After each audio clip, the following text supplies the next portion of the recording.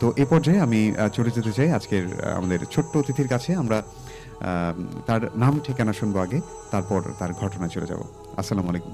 ওয়ালাইকুম আসসালাম। নাম কি আপনার ভাইয়া?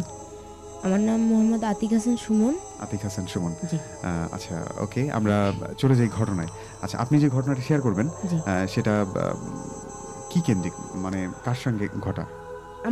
আমার নিজের সঙ্গেই ঘটা ঘটনাটা। আচ্ছা আচ্ছা, জি, আমরা শুনবো। আমাদের বাসা হচ্ছে গ্রামে। জি। গ্রামে একটা নিরিবিলি পরিবেশে। জি জি, ওকে। আমাদের বাড়ির পাশে 2-4টা আর কি বাড়ি আছে। জি। আমি একদিন বাথরুম করতে আর কি উঠেছিলাম রাতের বেলা। জি। তা তখন আমি একটু শুনলাম, একটা শব্দ শুনলাম আর কি। কেউ যেন অনেক শব্দ করতেছে, ধবাস ধবাস একটা শব্দ করতেছে। হ্যাঁ হ্যাঁ হ্যাঁ।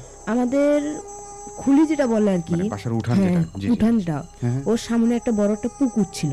আচ্ছা। ওই পুকুরের বাতা যেটা আর কি, মানে পুকুর পাড় যেটা, এখানে একটা তাল গাছ ছিল, বড় তাল গাছ ছিল।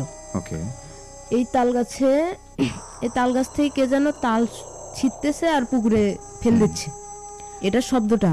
ওরা আমি একটু ভালো করে লক্ষ্য করে দেখি, সাদা কাপড় পরা, চুলগুলো এলোমেলো। আমি মনে করলাম এটা মনে হয় কোনো চোট্টর হবে। তারপর আমি সেই গাছওয়ালার মালিকের কাছে গেলাম, বা আমাদের বাড়ির সাথে আর কি ওনার বাসা। আমি ওখানে গেলাম, যাওয়ার পরে ওনাকে বলি, আপনার তাল গাছে মনে হয় চোর উঠেছে। জি জি জি।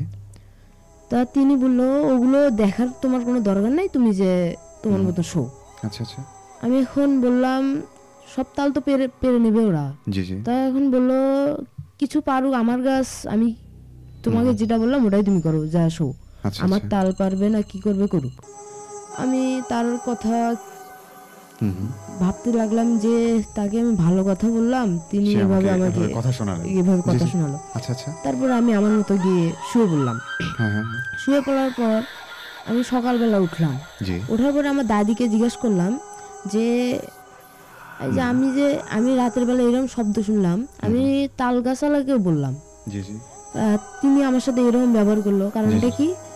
আমার দাদি বলল যে ওগুলো যেটা, ওটা হলো একটা পরি আর কি, একটা পরি। ও অনেক দিন যাবতে ওখানে থাকে, বাস করে। তারপরে আমি বললাম, তা ও কোনো ক্ষতি করে না? যে ও বললো, না, কোনো ক্ষতি করে না। তারপরে আমি মনে মনে ভাবলাম, আচ্ছা এই ব্যাপার।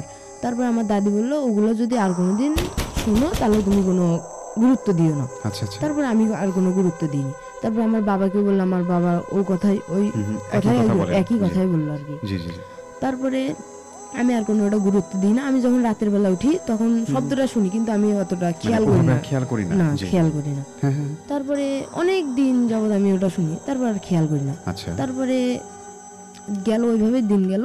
তারপরে আমার কাছে আর কিছু বলার নেই, এটাই আমার কাছে ছোট্ট। অনেক অনেক ধন্যবাদ। আমরা খুব ছোট্ট একটা বাস্তব অভিজ্ঞতার কথা শুনলাম।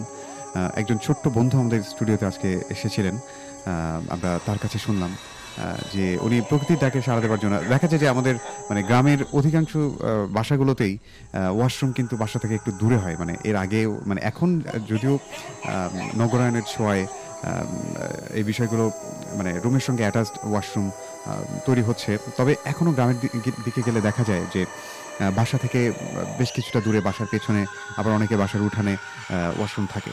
তো এরকমই একটা ছোট্ট একটা ঘটনা আমরা শুনলাম একজন ছোট্ট বন্ধুর কাছ থেকে। আমি ঘটনাটা বেশ মনোযোগ দিয়ে শুনছিলাম, কারণ এর আগে এত ছোট অতিথি আমাদের স্টুডিওতে আসেনি। তো বেশ ভালো লেগেছে আমার কাছে।